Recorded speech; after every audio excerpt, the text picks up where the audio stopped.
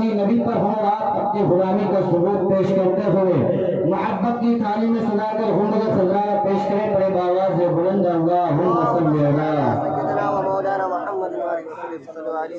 سیدنا مولانا محمد وعلیہ وسلم صلی علیہ صلاۃ و سلام علیک یا رسول اللہ صلی اللہ تعالی علیہ وسلم۔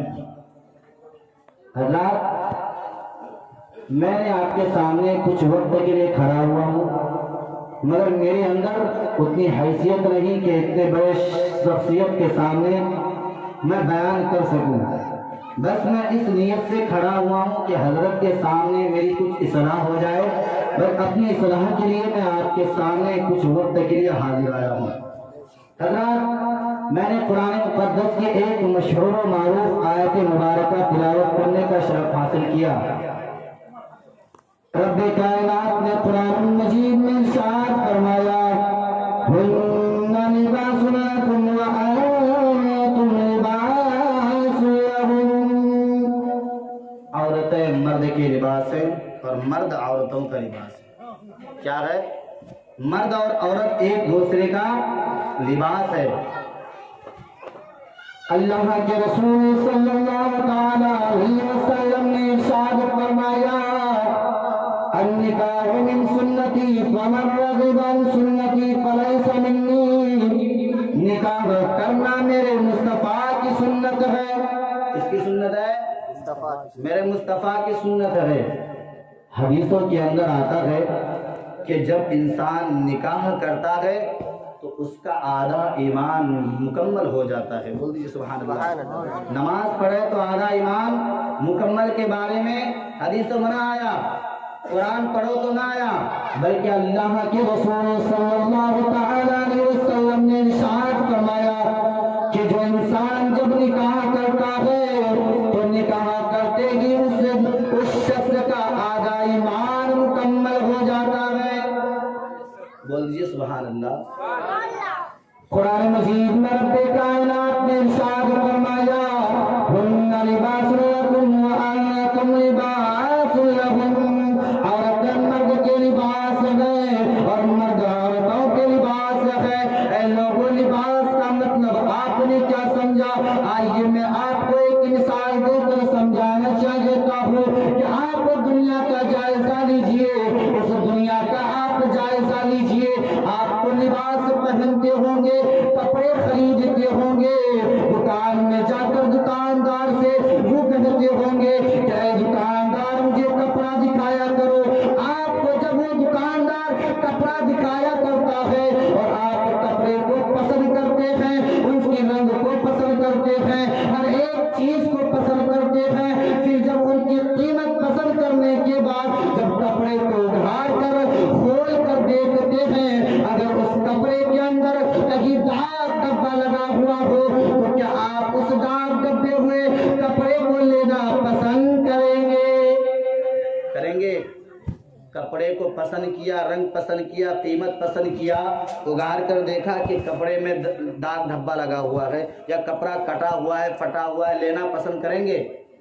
کوئی بھی انسان ہے اس کپڑے کو پسند نہیں کرے گا، مگر رب کائنات نے قرآن میں فرمایا، ہن لباس لکم وانتم لباس لہن۔ عورتیں مرد کے لباس ہے اور مرد عورتوں کے لباس ہے۔ اے لوگوں، جب آپ نے دکاندار کے پاس پہنچا، طرح طرح کے کپڑے کو پسند کیا، جب کپڑے کو آپ نے اگھاڑ کر کھول کر دیکھا تو اس میں اگر داغ ڈبہ لگا ہوا ہو تو آپ اس داغ ڈبے والے کپڑے کو لینا ہرگز پسند نہ کریں گے۔ اگر کپڑے کے اندر کہیں کٹ نکل جائے، کٹے ہوئے کپڑے کو لینا پسند نہ کریں گے۔ اے لوگوں، جب آپ نے داغ ڈبے والے کپڑے کو لینا پسند نہیں کرتے، اس کپڑے کو جس کپڑے کے ساتھ زندگی نہ بسانی ہو، اس کپڑے کو لینا پسند نہیں کرتے، جس کپڑے کے ساتھ آپ کو اپنی پوری زندگی گزارنا نہ چاہتے ہو، اس کپڑے کو آپ لینا پسند نہیں کرتے۔ مگر میں آپ کو ایک بات بتا دوں کہ آپ ایسے لڑکیوں کو کیسے پسند کرتے ہیں، ایسا رشتہ کیسے تلاش کرتے ہیں جس لڑکی کے اندر داغ ڈبہ لگا ہوا ہو۔ آج ہمارے لوگوں کا جوانوں کا یہ عالم ہے کہ ہم ایسے لڑکیوں کو پسند کرتے ہیں جو مارکیٹ اور بازار میں بے پردگی گھوم رہی ہو، جن کی بال بڑی بڑی ہو، جن کے سر میں دوپٹہ نہ ہو، جو آدھی آستین والی کپڑے پہنتی ہو، ایسی لڑکی کو ہم اپنے نکاح میں لانا پسند کرتے ہیں۔ اللہ نے قرآن کے اندر فرمایا لباس تلاش کرو، لباس ایسا لباس تلاش نہ کرو کہ جس لباس کو پہن کر پھر بھی آپ لوگوں کے نظریے میں تم ننگے دکھائی دے، مگر آپ ایسا لباس تلاش کریں، قرآن کے مطابق آپ رشتہ تلاش کریں۔ اے لوگوں میں آپ سے بتانا چاہتا ہوں، آپ ایسی لڑکی سے رشتہ تلاش کرتے ہو جو مارکیٹ اور بازار میں بے پردگی گھوم رہی ہو، آپ ایسی لڑکی سے رشتہ تلاش کرتے ہو جو نماز کی پابندگی نہ ہو۔ اے لوگوں، آپ سوال کرنے والا سوال کر سکتا ہے کہ مولانا ذرا یہ بتائیے کہ کپڑے کو ڈال کر اور کھول کر دیکھنے سے ہمیں پتا چل جاتا ہے کہ کپڑے کے اندر ڈاک ڈبہ لگا ہوا ہے، کپڑے کو کھول کر دیکھنے سے پتا چل جاتا ہے کہ اس کپڑے کے اندر کٹا ہوا ہے، مگر کسی لڑکی یا لڑکے کے اندر اگر ڈاک ڈبہ لگا ہوا ہو تو اس لڑکے یا اس لڑکی کو کیسے پہچانے؟ تو آپ کو اس چیز کے لیے کسی عالم یا کسی مفتی کی ضرورت نہ ہے، بلکہ آپ کسی اور شریعت اسلام سے پوچھتے ہیں، اے مذہب اسلام کو بتا دے کہ ایسی لڑکی کو ہم کیسے تلاش کریں کہ جس کے اندر ڈاک ڈبہ لگا ہوا ہو؟ تو مذہب اسلام نے ہمیں بتا دیا کہ جو لڑکی مارکیٹ اور بازار میں بے پردگی گھوم رہی ہو، سمجھ لو اسلام کے نزدیک کٹ ہے۔ جو لڑکی ماں باپ کی کہنا نہ مانتی ہو، سمجھ لو اسلام کے نزدیک کٹ ہے۔ جو لڑکی قرآن کی تلاوت کرنے سے دور بھاگتی ہو، سمجھ لو اسلام کے نزدیک کٹ ہے۔ جو لڑکی نماز پڑھنے سے دور بھاگتی ہو، سمجھ لو اسلام کے نزدیک کٹ ہے۔ جو فاطمہ الزہرا کی طرح زندگی کو نہ گزارتی ہو، سمجھ لو اسلام کی نزدیک کٹ ہے۔ اے لوگوں، جو آپ ایسے لڑکی سے رشتہ کرو گے تو وہ لڑکی آپ کے گھر کو جہنم میں تبدیل کر دے گی، مگر آپ کو ایسی لڑکی سے تلاش کرنا ہے جو لڑکی قرآن کی تلاوت کرتی ہو، ایسی لڑکی سے نکاح کرنا ہے جو لڑکی مصطفیٰ کے طریقے پر چلتی ہو، جو فاطمہ الزہرا کی زندگی کی طرح اپنی زندگی کو گزارتی ہو، جو قرآن کی تلاوت کر رہی ہو، ماں باپ کی کہنا مانتی ہو۔ جب آپ ایسی لڑکی سے رشتہ جوڑو گے تو قسم خدا کی جب یہ لڑکی سسرال کو آئے گی تو نعمت بن کر آئے گی، اور جب وہ مائیں بنے گی تو ان کے قدم کے نیچے جنت ہوا کرے گی۔ آج ہم لوگ جو ہیں ان لوگوں کے پیچھے زیادہ بھاگتے ہیں، اور ظاہر سی بات ہے آج ہم لوگ کے اندر نا ایک کی بیٹی دوسروں کی بیٹی دوسرے کے بیٹے، ان ساری چیزیں غلط فہمیاں ہمارے اندر بھری ہوئی ہیں۔ آپ کو جو ہے کسی کی بہن بیٹی کی برائیاں کرنے کی کیا ضرورت ہے؟ ضرورت؟ وقت برباد ہوگا، کوئی ضرورت نہیں کہ دو فرشتے بیٹھے ہوئے ہیں، ہم نے کچھ غلط کیا تو وہ لکھ کر اپنا کام کر کے چلے جائیں گے، مرنے کے بعد بھائی تو وہاں کوئی بچانے والا نہیں ہوگا، پھر تو سٹاسٹ پڑے گا، کوئی بچانے والا نہیں ہوگا۔ مگر میں آپ کو بتا دوں کہ جب آپ ایک دوسرے کی بیٹی ایک دوسرے کے بیٹے کے بارے میں برائیاں کرتے ہیں، ارے ان کی بیٹی تو موبائل لے کے گھوم رہی ہے، ان کی بیٹی ایسی کر رہی ہے، اس کا بیٹا ایسا کر رہا ہے، آپ کو کسی کی بہن بیٹی کی طرف بولنے کی انگلی اٹھانے کی ضرورت نہیں ہے۔ اب آپ سوال کریں گے کہ دوسرے کی بیٹی کو اگر میں نہ دھمکاؤں، ان کو نہ بولوں تو پھر یہ معاشرہ اور بھی بگڑ جائے گا۔ آپ مولانا بگڑنے کی بات کرتے ہیں، مگر میں آپ سے کہنا چاہتا ہوں، آپ کو میں بگڑنے کی بات نہیں سدھرنے کی بات کرتا ہوں۔ آپ کو کسی کی بیٹی کی طرف ان کی برائیاں کرنے کی ضرورت نہیں ہے، کسی کی بیٹی کو سدھارنے کی ضرورت نہیں ہے، کسی کی بیوی کو سدھارنے کی ضرورت نہیں ہے۔ بس میں آپ کو ایک نقطہ بتا دوں کہ آپ کو کسی بہن بیٹی کو کسی کو سدھارنے کی ضرورت نہیں، بلکہ آپ اپنے گھر کی بیٹیوں کو سدھار لو، آپ اپنے گھر کی بیوی کو سدھار لو، آپ اپنے گھر کے جو فیملی ہے ان فیملی کو سدھار لو۔ قسم خدا کی مسلمانوں، میں نے ایسے لوگوں کو بھی دیکھا ہے جو اپنی بیٹی کو آدھی آستین والی کپڑے خود اپنے پیسے سے اپنے رقم سے خرید کر کے اپنے بیٹی کو پہنا کر اپنی ہی اسکوٹی اور بائک پر بیٹھا کر دنیا کو دکھا رہی ہے کہ دیکھو دیکھو یہ میری بیٹی ہے جو ننگی چل رہی ہے.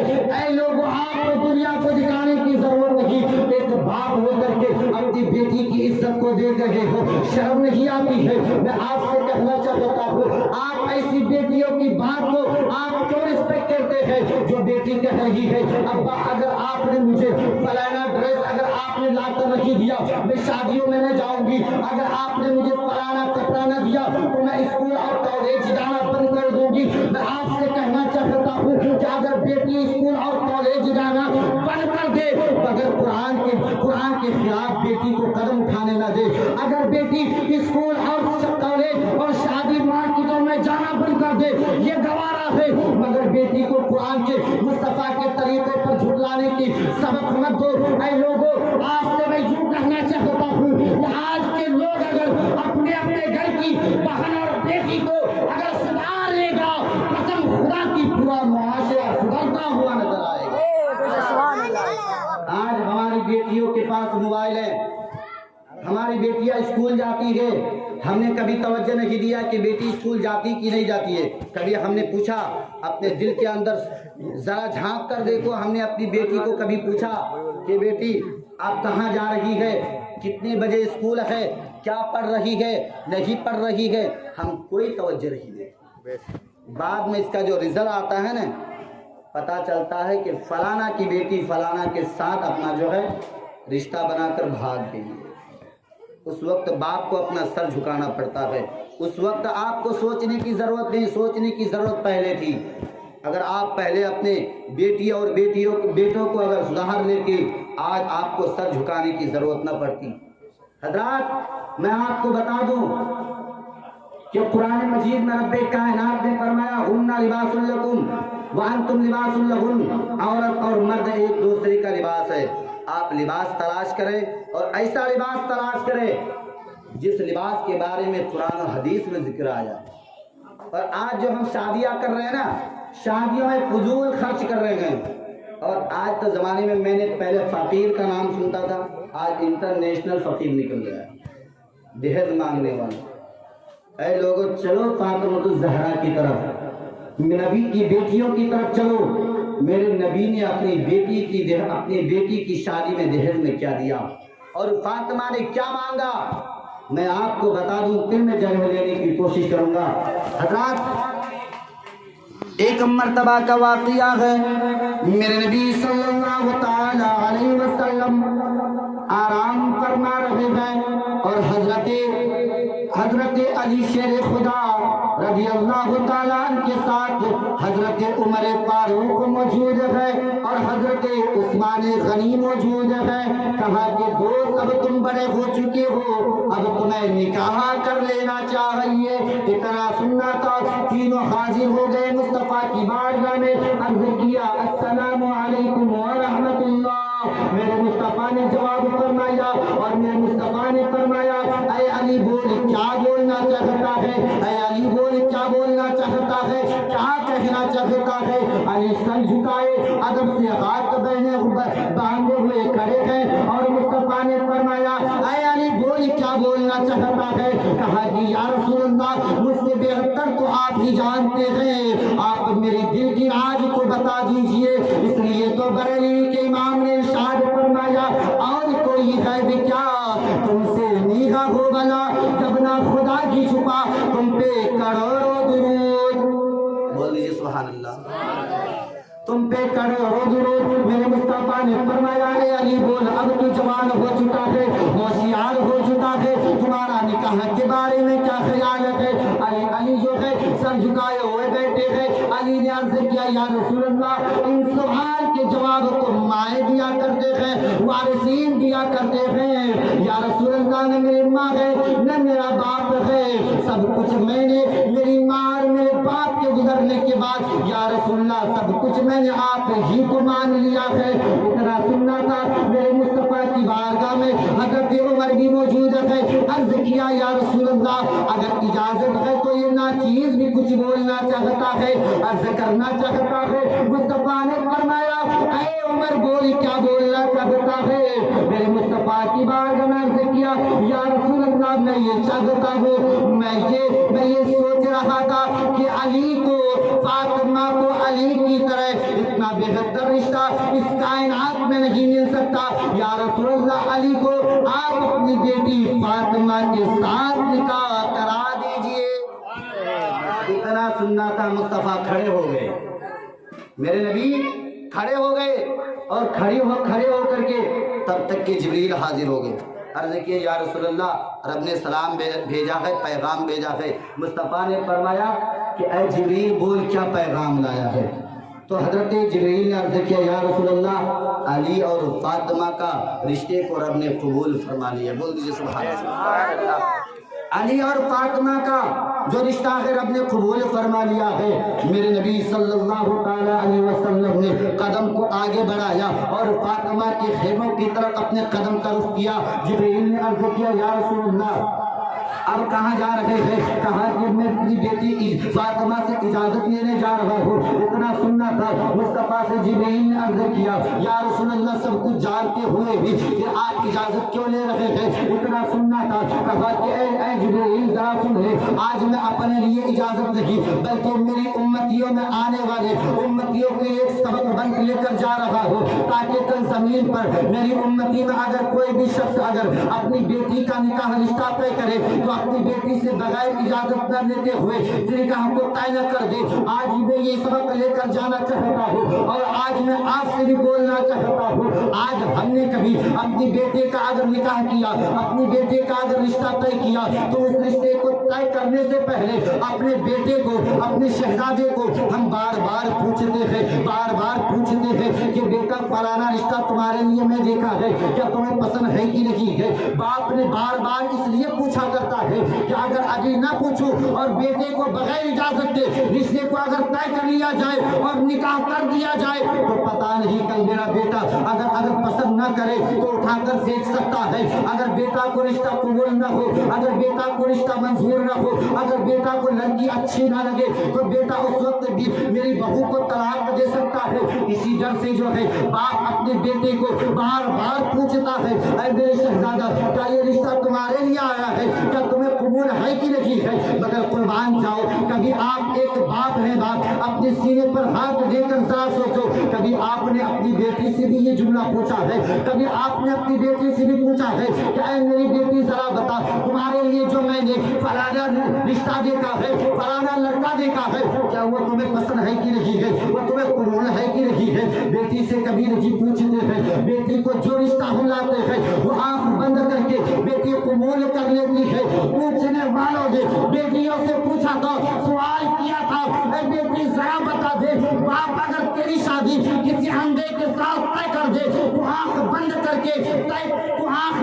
کے منظور ہو جاتی ہے اور قبول کر لیتی ہے، وجہ کیا ہے؟ وہ بیٹی نے جواب دیا کہ اے لوگوں سن لو، مجھے تو ایک اندھے کے ساتھ اپنی زندگی کو بسر کرنا دل گوارا کرتا ہے، مگر باپ کی عزت کو کسی کے سامنے رسوا ہوتے ہوئے دیکھنا دل گوارا نہیں کرتا۔ یہ ہے بیٹیاں دوستو، بیٹیوں کی قدر کیجئے اور بیٹیوں کے ساتھ محبت کیجئے۔ آپ کو جب آپ محبت کریں گے تو آپ کو اس محبت کا مطلب پتہ چلے گا کہ محبت کیا چیز ہے، اور جب آپ محبت کی قدر آپ جان لیں گے تبھی آپ اپنی بیٹیوں سے ہر بات ان سے پوچھیں گے، اور ہر بات جو ہے کبھی بھی اگر کچھ غلط ہو تو آپ کی بیٹی آپ کے سامنے اس چیز کو رکھنے کا حوصلہ رکھے گی۔ اے لوگوں، تو میں عرض کر رہا تھا کہ میرے نبی نے مصطفیٰ جان رحمت صلی اللہ تعالیٰ علیہ وسلم حضرت فاطمہ کی چوکھٹ پر گئے اور آواز لگائے، اے میری بیٹی فاطمہ۔ اندر سے آواز آئی، ابا جان۔ کہا کہ بیٹی کیا کر رہی ہو؟ کہا کہ ابا جان، تیری بیٹی فاطمہ تیرے لیے روٹی بنانے کے لیے آٹا گوندھ رہی ہے۔ کیا آٹا گوندھ رہی ہے؟ مصطفیٰ نے فرمایا بیٹی آٹا کو ایک طرف رکھ، پہلے باہر آ۔ کہا کہ ابا جان بات کیا ہے؟ کہا کہ بیٹی باہر آ۔ جب فاطمہ نے باہر آئی کہا کہ بیٹی تمہارے دروازے پہ علی نے اپنا ہاتھ لے کر تمہارے ہاتھ مانگنے کے لیے آیا، کیا تمہیں رشتہ قبول ہے؟ حضرت فاطمہ نے اب میرے مصطفیٰ جان رحمت کے سینے سے لگ جاتی، چپک جاتی ہے، رونے لگتی ہے، یا رسول اللہ، اس سوال کے جواب تو وارثین دیا کرتے ہیں، آپ ہی میرے وارث ہیں، اتنا سننا تھا۔ مصطفیٰ نے دونوں کے سر پر ہاتھ پھیرا اور رشتے کو قبول فرما لیا ہے، بول دیجیے سبحان اللہ، رشتہ طے کر دیا۔ اب تب تک کہ حضرت صدیق اکبر دوڑتے ہوئے حاضر ہو گئے، عرض کیا یا رسول اللہ صلی اللہ تعالی علیہ وسلم، آپ نے ابتدائی اسلام سے لے کر آج تک آپ نے اگر کوئی بھی مشورہ لیا کرتے تھے تو صدیق کے بغیر نہیں لیا کرتے تھے، مگر یا رسول اللہ آج نے اپنی بیٹی کا رشتہ علی کے ساتھ طے کیا مگر صدیق کو بھول گیا، صدیق کو چھوڑ دیا۔ مصطفیٰ نے فرمایا اے صدیق کیا کرتے، اتنا سننا تھا۔ صدیق نے کہا یا رسول اللہ جب رشتہ طے ہو ہی گیا ہے تو میری ایک خواہش ہے کہ علی جو ہے علی دلہا بنے اور مصطفیٰ کی بیٹی دلہن بنے، تو ان کے بیچ میں جو جہیز ہو وہ جہیز کسی اور کا نہیں بلکہ صدیق اکبر کے پیسے کا ہونا چاہیے۔ اس کا صدیق اکبر، تو حضرت صدیق اکبر نے تو میرے مصطفیٰ نے صدیق کے بازو کو پکڑا اور پکڑ کر کہا اے صدیق تو کیا سمجھتا ہے کہ آج میں اپنی بیٹی کو قیمتی جہیز دے کر کے رخصت کروں، تو کیا سمجھتا ہے؟ صدیق نے کہا یا رسول اللہ آج میں آپ کی بیٹی کو اتنی قیمتی جہیز دوں تاکہ کل آنے والے بڑے سے بڑے سوداگر اور بادشاہ جب اپنی بیٹی کو جہیز دے تو دنیا دیکھ کر یوں کہے یہ تو نبی کی بیٹی کی جہیز کے خاک کے برابر بھی نہیں ہے۔ مگر صدیق اکبر سے مصطفیٰ نے فرمایا اے صدیق تو کیا سمجھتا ہے کہ میں اپنی بیٹی کو قیمتی جہیز دے کر کے رخصت کروں؟ نہیں ایسا نہیں، بلکہ اگر آج میں نے اپنی بیٹی کو قیمتی جہیز دے کر کے رخصت کر دیا تو کل جب زمین پر کوئی امیر بھی ہوگا، غریب بھی ہوں گے، فقیر بھی ہوں گے، وہاں جب کوئی بھی